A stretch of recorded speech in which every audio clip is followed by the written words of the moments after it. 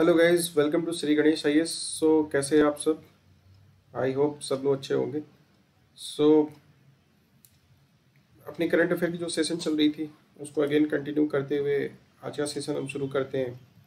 जो current affair हमने लिया है 16, 15, 16, 17 का 16, 17, 18 का लिया है। तो 16 जुलाई के करंट अफेयर में बात करते हैं कि एक वायलेंस इन साउथ अफ्रीका, काफ़ी एक इमरजेंसी इशू है साउथ अफ्रीका में, वो वायलेंस हो रखा है। तो इसमें हमें ये जानना है, थोड़ा सा साउथ अफ्रीका के बारे में जान जाए कि मतलब क्या है, अभी क्या चल रहा है, उसके कैपिटल क्या है। बिकॉज पेपर में मे आस्क और they may also ask from the respect to the Indian relationship. So before starting with the South Africa, I just want to tell what is the happening in the South Africa. There is a rights agreeing in the South Africa. So there is a chances of if the rights happens, there is also a chance of loss and life of property. ठीक है। सो 70 peoples की death हो गई है and कितने सारे business वहाँ पे डैमेज बंद हो गए हैं। मेजर इंफ्रास्ट्रक्चर जो है वहाँ का डैमेज हो चुका है। So it will create a lot of issue in the South Africa. So south Africa में ये वायलेंस की problem I, violence in south Africa, और ये अब तक माना जा रहा है कि 1994 के बाद ये सबसे वर्स्ट अनरेस्ट देखने को मिला है साउथ अफ्रीका में। ठीक है। 1994 में क्या होता है, वाइट मिलिट्री रूल का एंड होता है and both blacks and whites have the equal power, equal sharing of the power.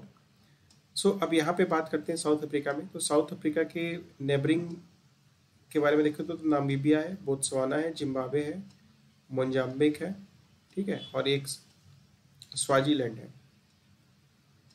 South Africa के जो एग्जीक्यूटिव सिटी है, यानी कि जहाँ से एग्जीक्यूशन होता है, उसका नाम है प्रीटोरिया, और लेजिस्लेटिव सिटी है, इसका नाम है केप टाउन।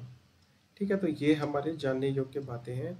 जो साउथ अटलांटिक सी है साउथ अफ्रीका के पास, और इंडियन ओशन भी, ये दोनों ओशन आपके लगते हैं। यहीं पे केप ऑफ गुड होप है, जहाँ से वास्को डिगामा आया था। एक अब्दुल माजिद करके एक था गुजराती ट्रैवलर, उसने लेके इंडिया को लेके आया था।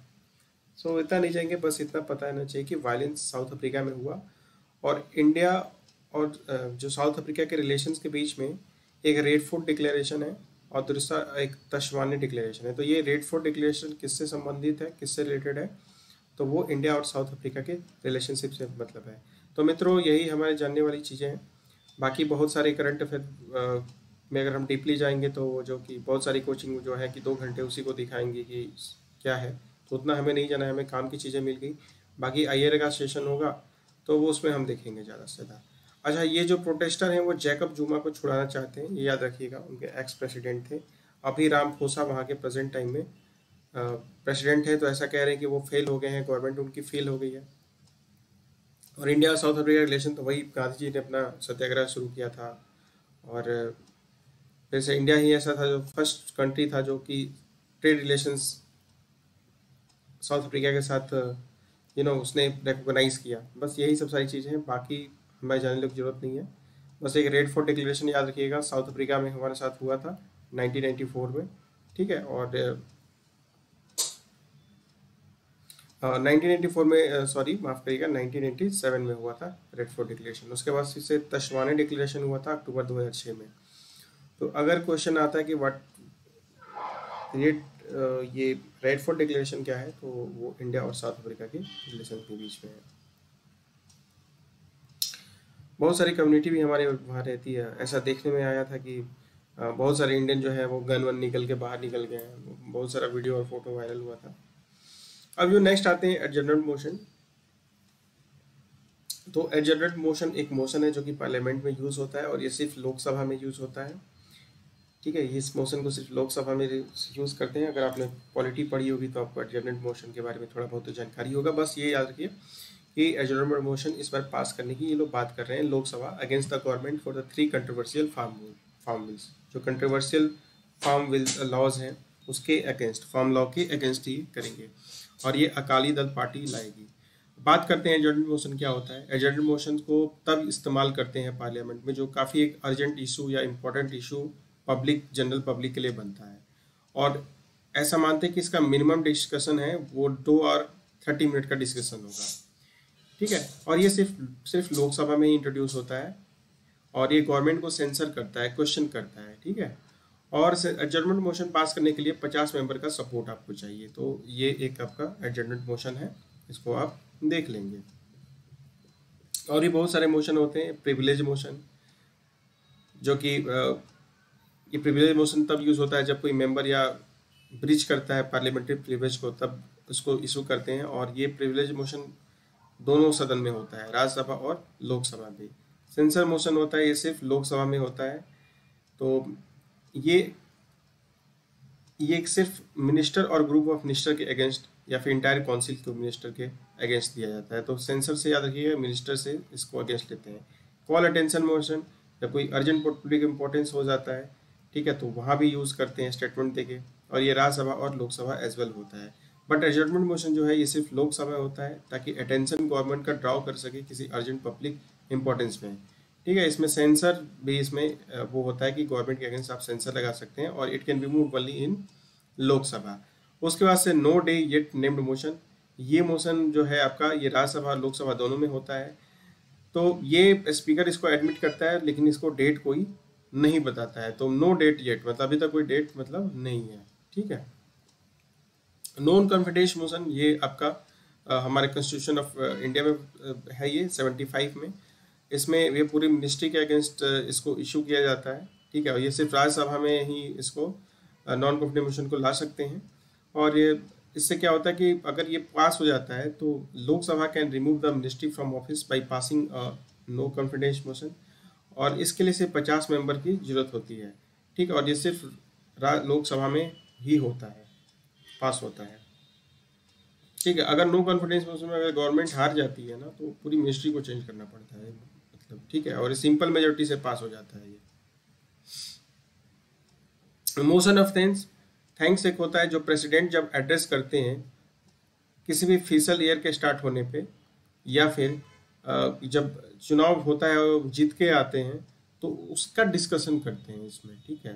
ये जानकारी है, जो प्रेसिडेंट एड्रेस कर देते हैं उसी का डिस्कशन करते हैं। उसके बाद से कट मोशन है, ये सब देख लीजिएगा।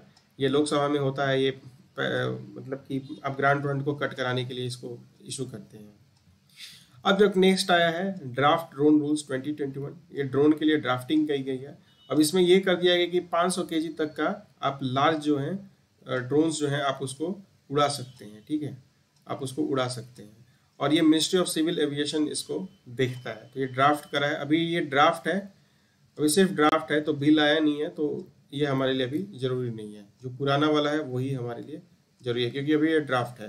तो एक याद रखिएगा कि डिजिटल स्काई प्लेटफॉर्म यूज़ किया गया है। इस डिजिटल स्काई प्लेटफॉर्म में ड्रोन्स के नंबर होते हैं कि कौन कहाँ उड़ेगा, कहाँ नहीं उड़ेगा, ठीक है। ये तो ये एक तरह से एयर स्पेस मैप होता है, जिसमें 3 कैटेगरी येलो, ग्रीन और रेड जोन बनाया गया है। ग्रीन मतलब कि वहाँ जा सकते हो, कोई वहाँ पे आपको दिक्कत नहीं है, ठीक है। अब देखिए भाई, ड्रोन का बहुत सारा फायदा है ना। ड्रोन से आप क्या कर सकते हैं, रिसर्च कर सकते हैं, आप मैपिंग कर सकते हैं, है ना, आप रिसोर्स देख सकते हैं, फाइंड आउट कर सकते हैं कि कहाँ कौन सा रिसोर्स है। तो ड्रोन्स का is a very large use. अब भले ये पाकिस्तानी जो है, ये टेररिस्ट हैं, वो बम गिराने के लिए या फिर गलत चीज़ों को क्या कहते हैं प्लांट करने के लिए यूज़ कर रहे हैं, that is a different thing, ठीक है। Even terrorist also can misuse this drones, but there are lots of the best usages of the drones. You can deliver any items, any goods in a very short period of time, ठीक है। ऐसे US वगैरह में क्या होता है, drone से तो पिज्जा भी वहाँ डिलीवर कर रहे हैं, ठीक है।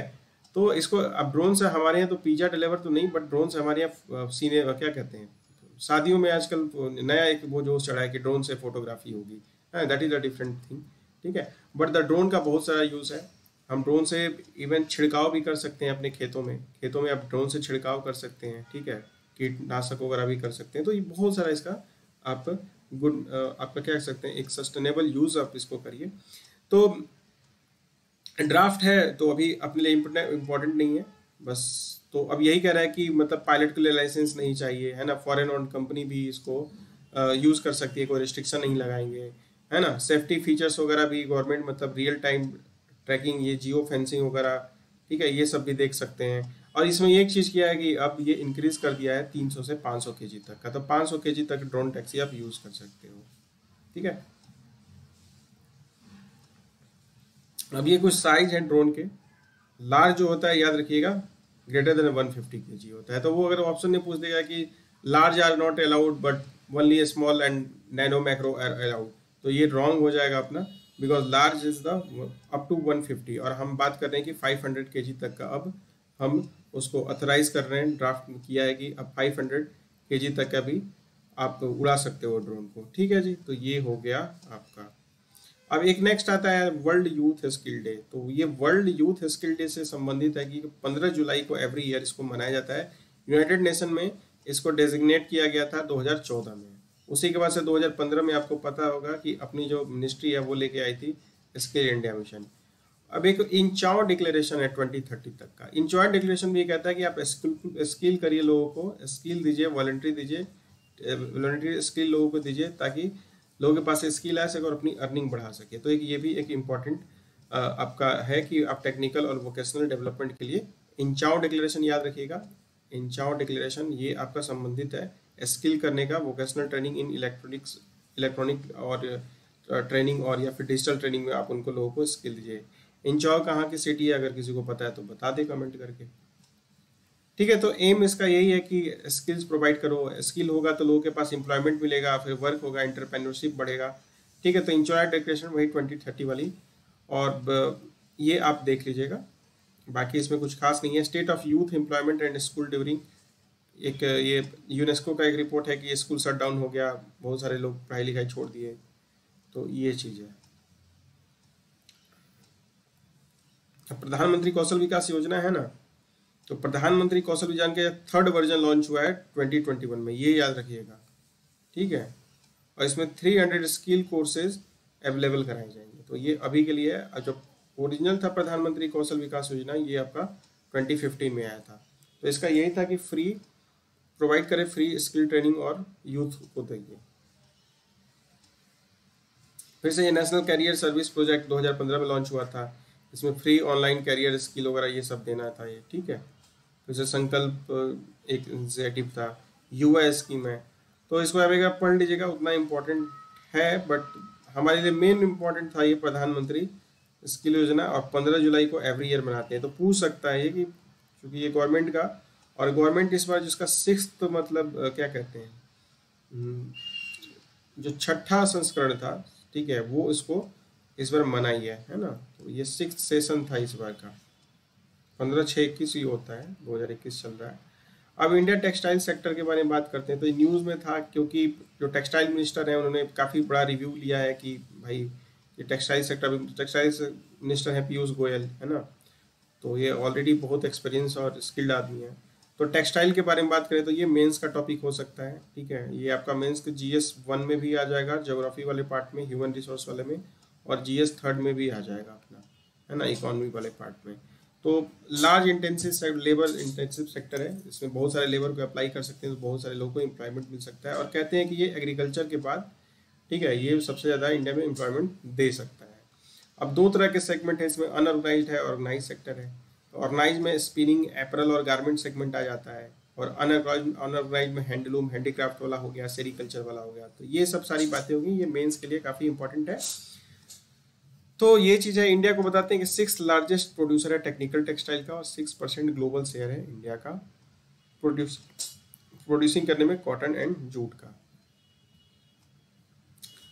ठीक है, अब चैलेंजेस क्या है कि बहुत फ्रेगमेंटेड है, आउटडेटेड टेक्नोलॉजी का यूज़ करते हैं, टैक्स स्ट्रक्चर इशू है, स्टैग्नेंट एक्सपोर्ट है अपना, स्केलिंग की भी लैक ऑफ स्केल है। ठीक है, मशीन्स जो है बहुत लेस है कंपेरिजन टू तो बांग्लादेश में, FDI बहुत सारा कम है।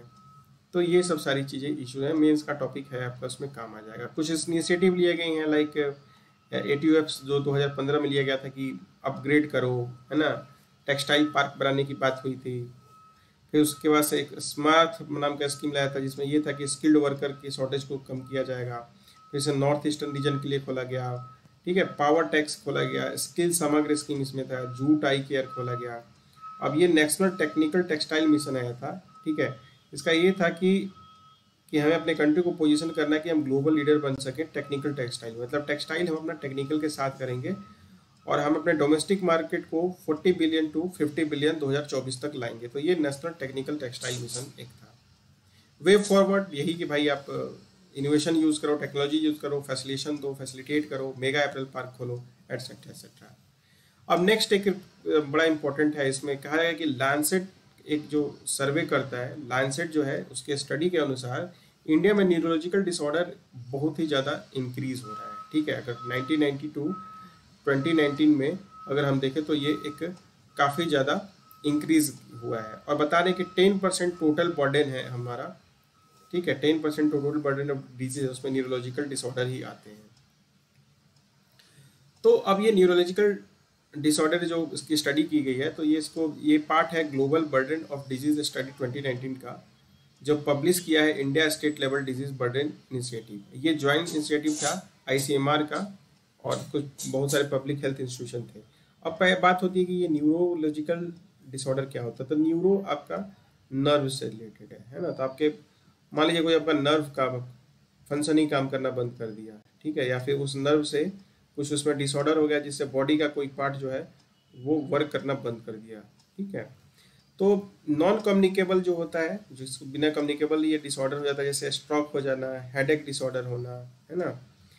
फिर से सर्बल पैरेसी, एल्जाइमर का याद रखिएगा। ठीक है, पार्किंसन डिजीज होता है। ठीक है, उसके बाद मल्टीपल सेक्लोसिस होता है, मोटर न्यूरॉन डिजीज हो सकता है, आपकी बॉडी की मोटर ही नहीं काम करेगी, आप उठ ही नहीं पाएंगे, चल ही नहीं पाएंगे। उसके बाद से कुछ कम्युनिकेबल न्यूरोलॉजिकल डिसऑर्डर होता है, लाइक इंसेफ्लाइटिस हो जाना, ठीक है, मेनिंजाइटिस हो जाना, टिटनस हो जाना। फिर से इंजरी रिलेटेड, जैसे जैसे मान लीजिए आपको कहीं ट्रॉमेटिक ब्रेन इंजरी हो गई, स्पाइनल कॉर्ड इंजरीज होगी, तो इसके बेसिकली 2-3 पार्ट इसके हैं। ठीक है, अब की पॉइंट है इस डेटा का कि 10% अपना, ठीक है, टोटल जो डिजीज बर्डन है उसमें न्यूरोलॉजिकल से 10% है।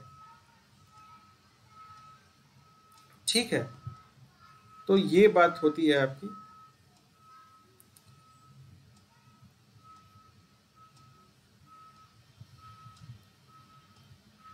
ठीक है बॉस, अब जो नेक्स्ट आता है कि यही है कि अमेजन फॉरेस्ट नो लंगर कार्बन सिंक्स। ठीक है, ये डाउन टू अर्थ मैगजीन से इस रिपोर्ट को उठाया गया है। इसमें कहता है कि अमेजन अब कार्बन सिंक नहीं रहा है, बल्कि खुद कार्बन जो है वो एमिट कर रहा है। ठीक है, क्योंकि हमने क्या करा, फॉरेस्ट वगैरह काफ़ी कट डाउन कर दी। तो ये एक इशू है अमेजन फॉरेस्ट का। ठीक है, तो इसके स्टडी में बनाया गया है कि मतलब ये डिस्टर्ब कर रहा है, फॉरेस्ट फायर डबल हो गए हैं, वहाँ के लोग जल्द आग लगा रहे हैं अमेजन के, ताकि वहाँ पे ह्यूमन डेवलपमेंट कर सके। अभी वो ब्राज़ील का जो वो क्या कहते हैं आपका, आपके जो उसके प्रेसिडेंट थे, प्राइम मिनिस्टर थे, उनकी बहुत बेइज्जती हुई थी ग्लोबल लेवल पे। उनका कुछ लफड़ा चल रहा था US के कुछ लोगों से और यूरोपियन कंट्रीज से, है ना। तो वो एक अलग इशू चल रहा था, वो जंगल में आग लग रही है तो कह रहे लगने दो, है ना। ये सब सारी चीज़ें हैं। अमेजन रेन फॉरेस्ट है, ये एक लार्ज ट्रॉपिकल रेन फॉरेस्ट है जिसमें अमेजन रिवर है। ठीक है, और ये नॉर्दर्न साउथ अफ्रीका के पार्ट में होता है, साउथ अमेरिका के पार्ट में होता है। तो ट्रॉपिकल फॉरेस्ट ये है, क्लोज कैनेपी फॉरेस्ट होते हैं। ठीक है, और यहाँ पे 28 डिग्री टेम्परेचर, 28 डिग्री नॉर्थ और साउथ ऑफ द इक्वेटर है ये याद रखिएगा। काफ़ी वेटेड प्लेसेस है, 200 सेंटीमीटर तक रेनफॉल हो सकती है, और यहाँ पे जो यूनिफॉर्म टेम्परेचर होता है हाई होता है। तो ये कैनोपी के लिए एक बहुत फेवरेबल जगह होता है कि पूरा इसको सनरे भी मिलता है, पूरी बारिश भी मिलती है। ऐसे फॉरेस्ट और भी कई जगह पाए जाते हैं, लाइक एशिया, ऑस्ट्रेलिया, अफ्रीका और साउथ अफ्रीका, सेंट्रल मैक्सिको वगैरह में पाए जाते हैं। तो ये जो है आपका, इसको कहते हैं कि Amazon rain forest cover about 80% of the Amazon basin. ठीक है, and they are home to nearly 5th और वर्ल्ड लैंड स्पेसीज इसमें है आपका, बहुत सारे स्पेसीज मिलते हैं। अब देखिए, अगर देख लेते हैं अब ये इसका लोकेशन क्या है। ये है पूरा आपका अमेजन। ठीक है, ये पूरा आपका अमेजन हो गया।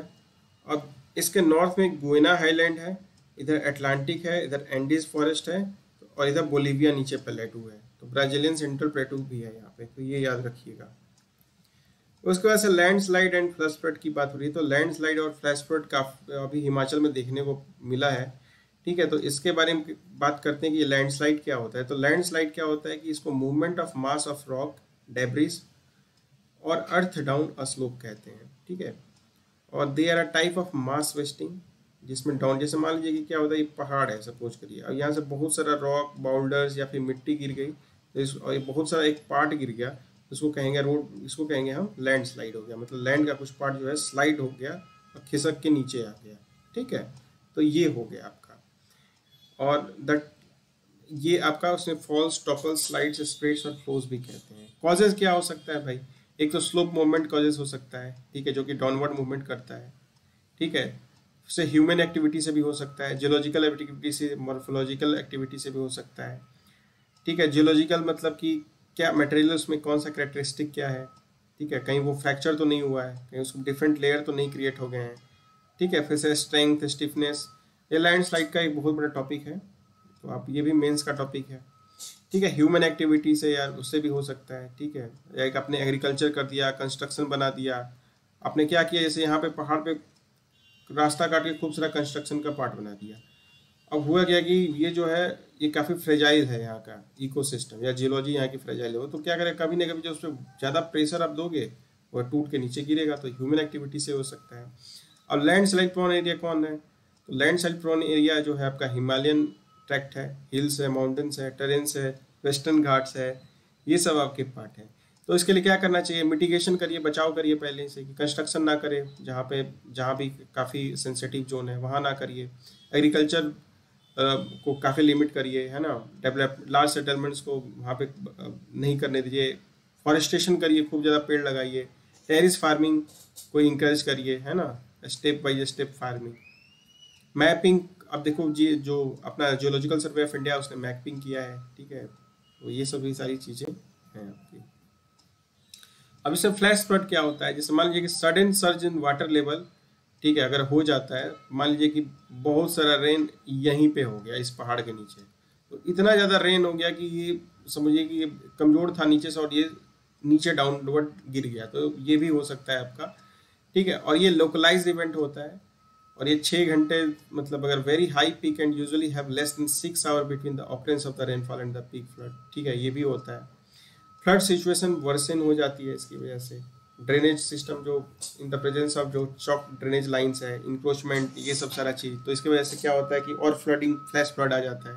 जैसे सपोज करो बारिश गिरने का आपका नदी का रास्ता था, आपने उसके बगल में आपने ह्यूमन डेवलपमेंट कर दिया है ना, बहुत सारा आपने इलीगल कंस्ट्रक्शन कर दिया, तो पानी को चाहिए पूरा रास्ता, आप इतने पतले से कैसे निकल के जाएगी, तो ये ऐसे ऊपर होके जाएगी, ठीक है। तो ये सब भी बात है। कॉजेज क्या हो सकता है, हैवी रेन हो गया, थंडरस्टॉर्म हो गया, क्लाउड बर्स्टिंग हो गया, ठीक है, या फिर डैम और लीफ ब्रेक्स, ये सब भी मड स्लाइड वगैरह होने से भी हो सकता है। वोल्केनोज वाले एरिया में भी फ्लश फ्लड भी देखने को मिलता है। अब नेक्स्ट एक रिपोर्ट आता है इसमें, इमर्जिंग मार्केट ऑफ रेन्यूएबल्स, तो कहते हैं कि भाई रेन्यूएबल्स की मार्केट काफ़ी बढ़ रही है, और चाइना टॉप पोस्ट पोजीशन है जहाँ सबसे ज़्यादा रेन्यूएबल की मार्केट बढ़ रही है। तो इसको एक बार देख लीजिएगा, कुछ खास नहीं लगा मुझे तो छोड़ देते हैं, ठीक है। अब अपना जो नेक्स्ट डे का जो करंट अफेयर रहता है वो 17 जुलाई का है, 17 जुलाई 18 जुलाई का है इसमें। तो अब G7 जो कंट्री हैं, ग्रुप ऑफ 7 जो कंट्रीज हैं, ठीक है,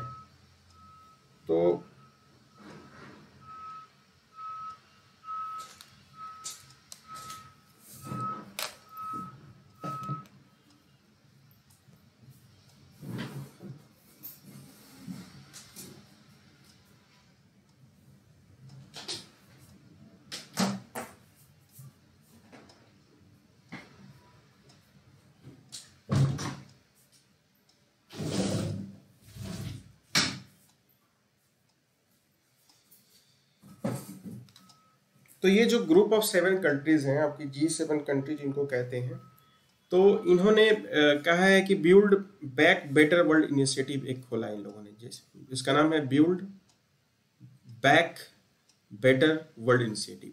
और ये जो है इसमें G7 की कंट्रीज हैं, और इनका मेन काम है कि ये जो चाइना का जो है अपना बेल्ट वन रोड इनिशिएटिव, उसके अगेंस्ट इन्होंने खोला है ना। ये कहते हैं कि भाई हम इसके एक अगेंस्ट करा है अपना, कि कहीं चाइना का, क्योंकि अब जो है इन्फ्लुएंस काफ़ी ज़्यादा बढ़ रहा है, तो चाइना को काउंटर करने के लिए ये G7 जो है मिलकर इन्होंने कहा कि हम build back better world initiative करेंगे, और जिसका मेजर काम होगा इंफ्रास्ट्रक्चर डेवलपमेंट कराना, कहाँ पे, डेवलपिंग नेशंस में, ठीक है जी। और ये 47th G7 समिट में लिया गया था काउंटर करने के लिए चाइना के बेल्ट रोड इनिशिएटिव को। तो इसमें एक और मेजर चीज़ ये जानने की बात यह है कि अब ये G7 के पहले तो है क्या, और G7 को उसका कब बनाया था, तो G7 जो फॉर्मेशन हुआ था उसका 1975 में हुआ था, ठीक है। तो ये एक जानने वाली बात है, ये एक इंटर गवर्नमेंटल ऑर्गेनाइजेशन है ठीक है, और ये ब्लॉक एनुअली विजिट करता है, मीट करता है, डिस्कस करता है कि common interest like global economic governance, international security and energy policy को डिस्कस करता है। G7 में कौन कौन सी कंट्री है, तो इसमें यूएस है, यूके है, ऐसे बात करें तो यूरोप में आपका हो गया यूके, मतलब, और फिर फ्रांस, फिर जर्मनी, फिर इटली, और नॉर्थ अमेरिका में यूएस और कनाडा हो गया, और जापान एकमात्र एशियन नेशन है जो कि G7 का एक पार्ट है। इसमें ज़्यादातर डेवलप्ड इकोनॉमीज ही हैं इसमें G7 में, ठीक है, जिसमें ज़्यादातर डेवलप्ड इकोनॉमीज हैं ये, ठीक है। और इस बार इन लोगों ने इंडिया को भी इनवाइट किया था, ठीक है, तो वो भी एक ध्यान रखिएगा। और इन्होंने एक विजन भी अपना निकाला था कि भाई हम डेमोक्रेसी को बढ़ावा देंगे, कि और आप जो डेमोक्रेटिक राइट्स हैं, फ्रीडम ऑफ स्पीच एक्सप्रेशन, आप इसको मत रोकिए, है ना। जैसे ट्विटर पे इंडिया में ऐसा बोला जा रहा है कि ट्विटर पे आप कैंप लगा रहे हैं, लोगों को बोलने के लिए आज़ादी नहीं दे रहे हैं, ये सब सारी चीज़ तो हमारे एक्सटर्नल मिनिस्टर का और प्राइम मिनिस्टर का बड़ा अच्छा स्टेटमेंट था, उसको एक बार सुनिएगा क्या है वो स्टेटमेंट, ठीक है जी, ठीक है। और इसका कोई फिक्स्ड हेडक्वार्टर नहीं है, ठीक है, और ये नॉन बाइंडिंग है आपका, तो ये एक याद रखिएगा। अच्छा हाँ, ये 40 मिलियन ट्रिलियन नॉट मिलियन, ये लोग $40 का इन्वेस्टमेंट करेंगे बाई 2035 तक, तो ये याद रखिएगा। देखिए भाई साहब, इस बार G7 से एक प्रश्न आना है, ठीक है, इसका सेशन आ सकता है, ठीक है, कहाँ सेशन लिया गया था, उसके बाद से क्या इसमें इसके स्टेप्स लिए गए, या फिर क्या इसका डिक्लेरेशन था, है ना, ये सब चीज़ें पूछे जा सकती हैं, ठीक है। इसमें मेजर डेवलपमेंट क्या हुआ है ये भी पूछा जाएगा। G7 is a most important topic for the this year exam, ठीक है। Even OECD is also in the news, so these two institutions, OECD and one another one is a G7, the most important topic, the most important international